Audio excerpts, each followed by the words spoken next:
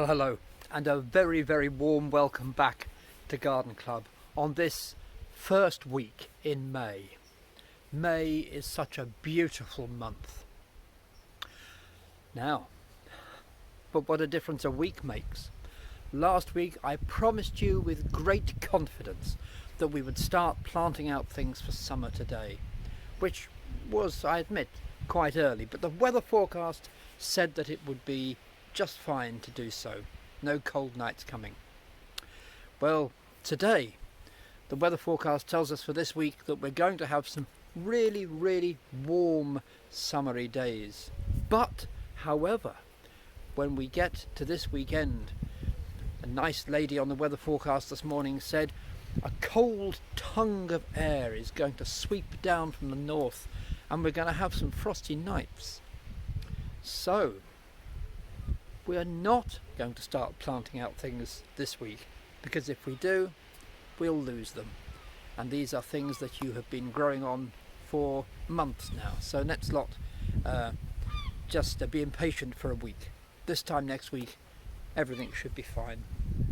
And you know, in the old days, when I was a youngster, the old boys used to say, "Don't you plant out to the third week in May, boy." So even next week would be early by comparison with the old days. So let's have a look around and see what we're going to do today, because we have lots of other lovely things to do. We have there's more seeds we could sow, but also there's some pricking out. You don't get to see us doing the pricking out, so I thought we'd have a look at that today, and also some more something for nothing gardening, which is great, and some really, really nice things to look at. So lots and lots of things to look forward to over these next few minutes, and so many wonderful things to look forward to over the next few weeks. Let's see what we can see now. Last week I showed you the petunias. There were some beautiful pink petunias out last week. I'm so excited to show you these now. Just look at this. Absolutely gorgeous. These wonderful, wonderful deep, deep purple. One of those was out last week, but just look at this red here. Just look at the depth of colour in that. Let me just come in so you can see that. Isn't that just the most beautiful, beautiful flower? I'm so excited for us to be planting these out in the next week or two. Absolutely marvellous. Just look at these mimulus. They're still quite little, but they're growing on beautifully, and they're lovely flowers. Look at that. Very pretty.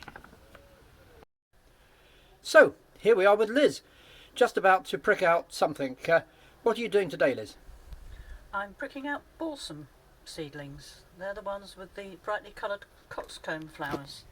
And I just wanted to show you that, like children, they don't all grow at the same rate.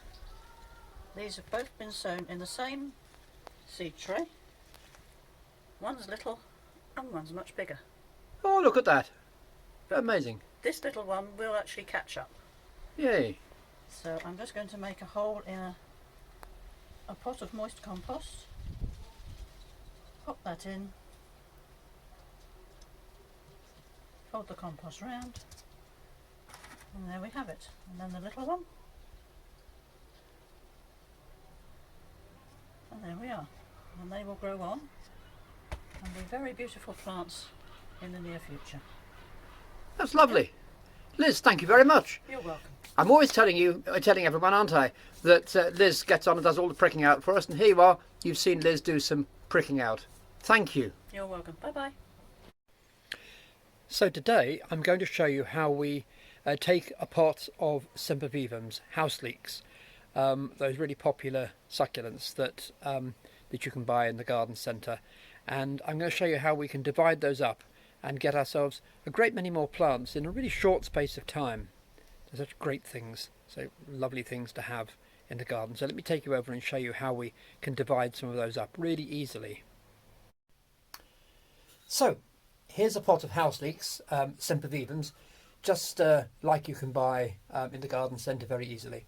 And as you can see, they've got lots of little offsets all around the edge, and they make wonderful little cuttings. So let's tip these out now and see what we can do to divide them up, and see just how easy it is we are. Now, let's have a little look, see if we tease away some of these little offsets here, and you'll find that they've got their own roots already. What have we got here? Look. Let's just take that there, and we just carefully tease that away like that. Look, there you are, you see, straight away with a little root. And we can divide the others up. Some have more root than others, and you know, even that one there, little tiny one there, but seemingly has hardly any root at all, that will grow into another nice little plant. And here we are again. Look, let's just divide these two like that. There we are, and there we are. So from the one potful bought in the garden centre, we've thus far got 1, 2, 3, 4, 5, 6. Here we are. Some more over here. 7, 8, 9. Well, we're going to get about 17 or 18 out of here, and we've still got the main little plant there, look, which you can see. Look at that. You see, at some point in the not so far distant past, that was growing in a little plug, and that was just one plant there that has been potted onto a slightly larger pot. Anyway, we'll let this parent one grow on still in a pot, and we'll pot up the others. Let me show you how some of those go. So, seempervivims, the Latin name seempervivim, means always living, and it's really gives you an idea of what they're like. They can withstand a great deal of drought and a great deal of cold, so they're really quite tough. People used to grow them on their roofs in the old days, in the thatch or between the tiles. It is said, there's an old tale, that house leeks ward off thunderbolts.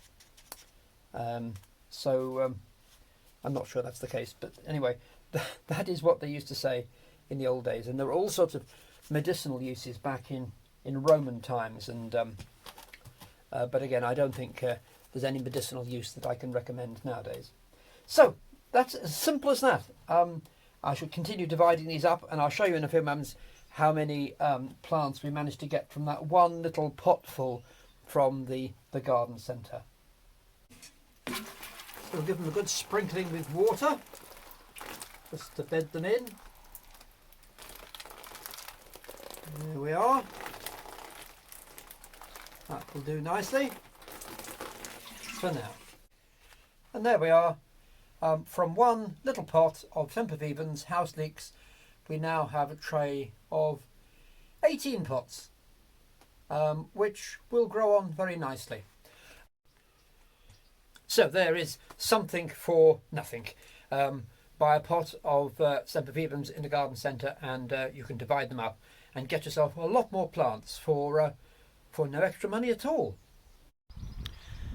Well, there we are. That's a little something for Garden Club for this week. I'm sorry that we weren't able to plant out like I promised.